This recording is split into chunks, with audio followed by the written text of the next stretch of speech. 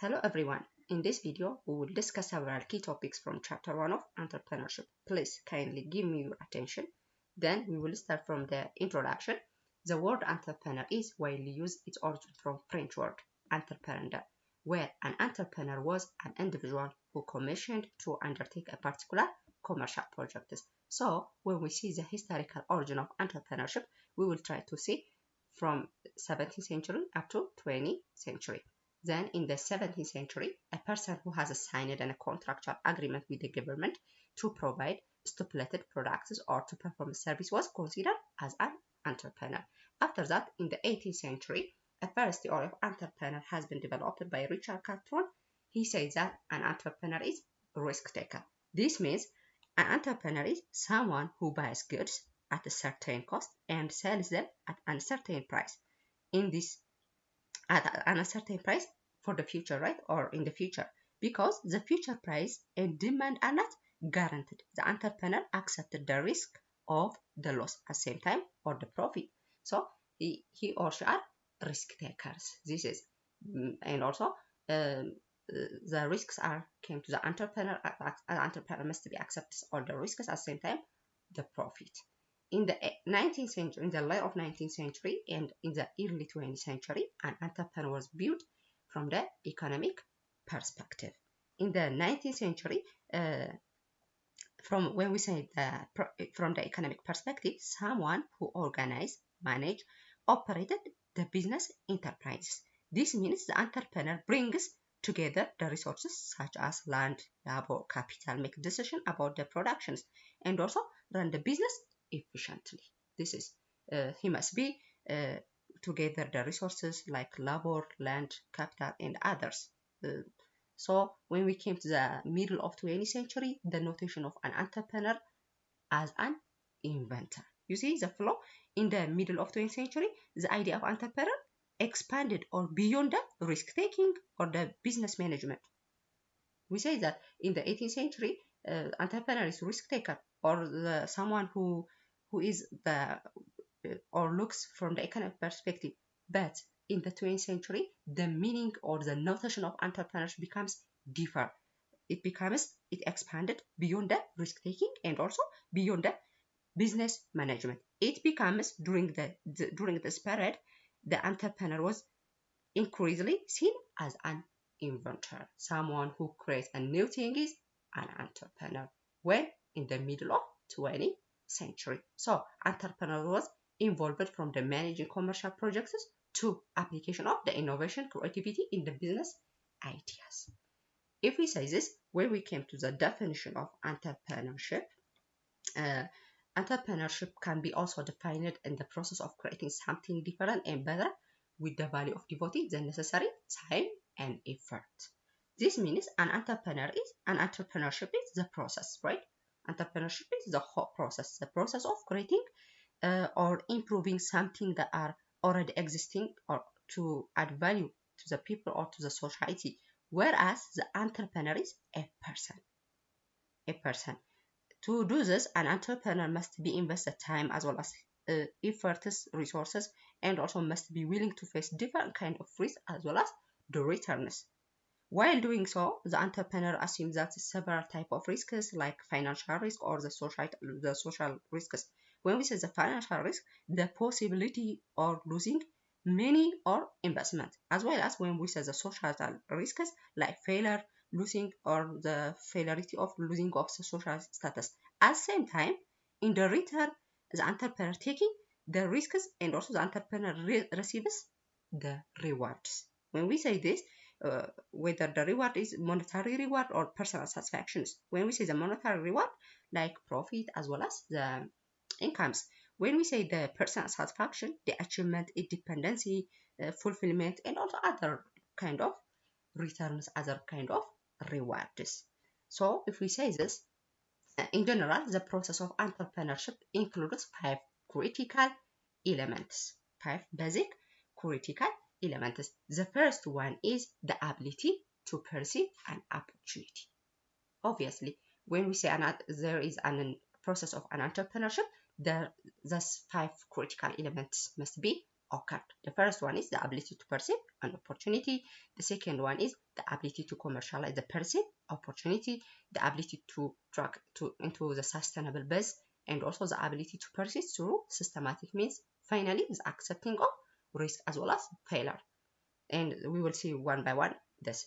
The first one is the ability to perceive an opportunity. Once we say the ability to perceive an opportunity is being able to identify unmet needs or the problems into the market and also recognize an idea can be turned right into profitable business opportunity.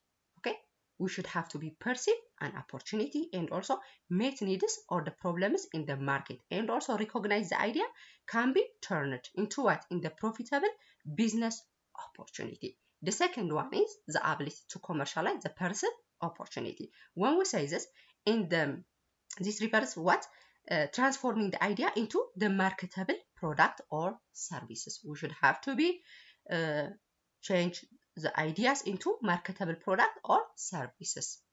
The third one is the ability to track into the sustainable base, ensuring the business can be continue or operating, growing over time by managing resources efficiently. Okay, maintaining the profitability or adapting into the changes, the sustainable basis.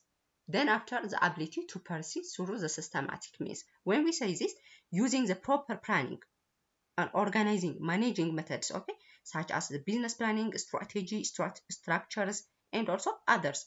Processing rather than acting things randomly. We should have to be making plan by plan. We should have to be using a proper plan rather than doing things randomly. Doing things is better to do things in the systematic as well as in the systematic way.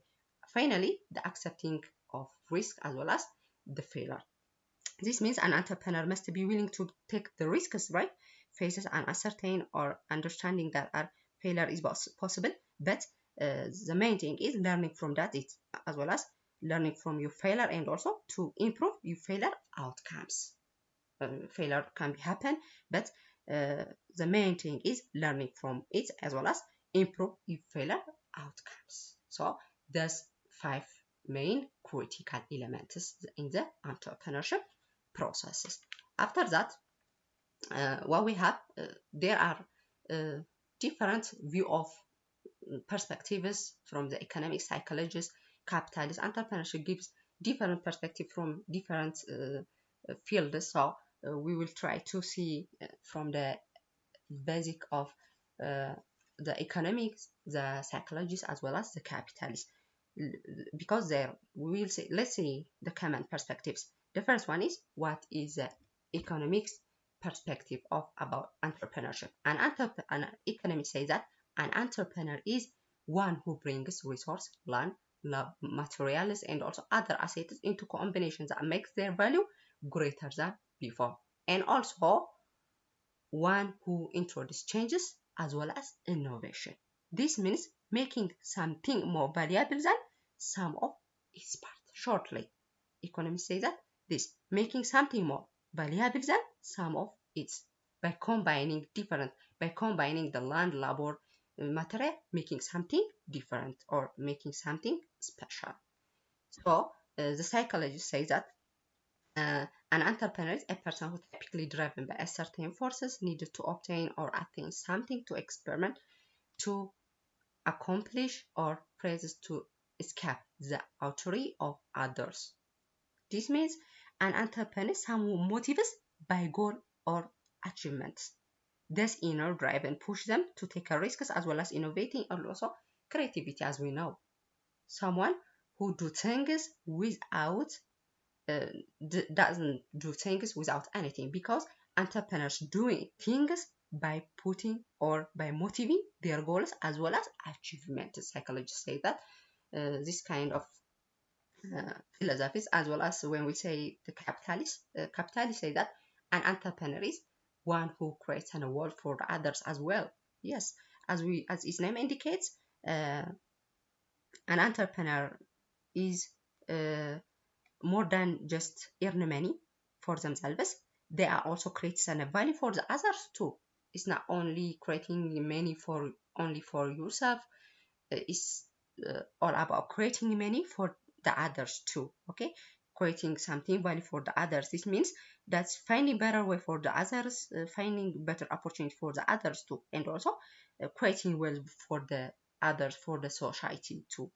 This means finding better way to use resources and also reducing some wastes.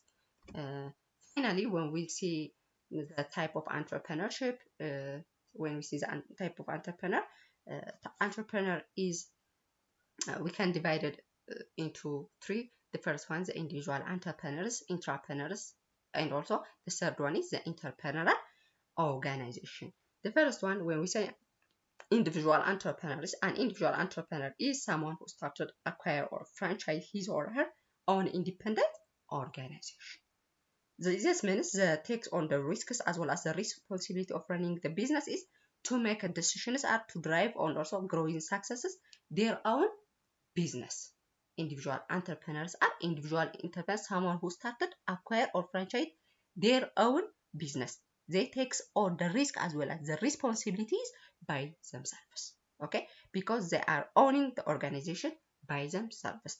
The risks as well as the responsibility take by themselves. This means driving the business and also make whole decisions to drive the growth and the success of the businesses by themselves.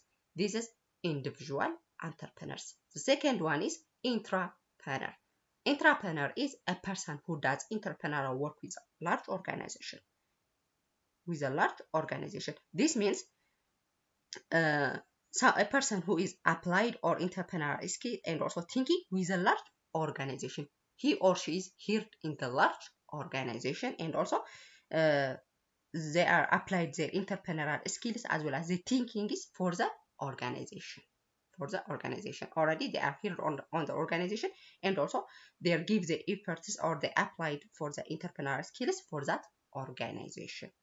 This means they didn't have their own organization. They are already here in that organization. So they are making the entrepreneurial work within that organization. The third one is the entrepreneurial organization. When we say entrepreneurial organization is an organization can be create an environment in which all the members can be contribute in some functions to entrepreneurial function.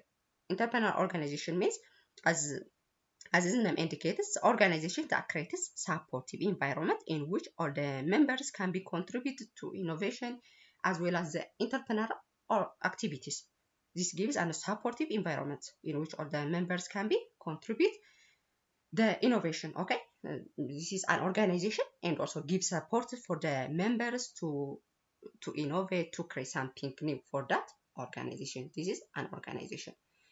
All right, if we say this, we will see the role of entrepreneurship for the role of entrepreneurs in the economic development. What is the role of entrepreneurs in the economy? When we say the role of economy, as we know, the role of entrepreneurs are very, very huge in the economic development. So we will see some of the importance of or the roles of the entrepreneur for the economic development. The first one is the improvement in the per capita income or the wealth generation. What's that? The entrepreneur creates a business, right? As we know, so the generates incomes and also increasingly wealth for the individuals and also for the community. So this helps to improve the per capita income of the country at the same time, and also if the if the income of the society increases at the same time, the per capita income of the country at the same time increases and the per capita is improved.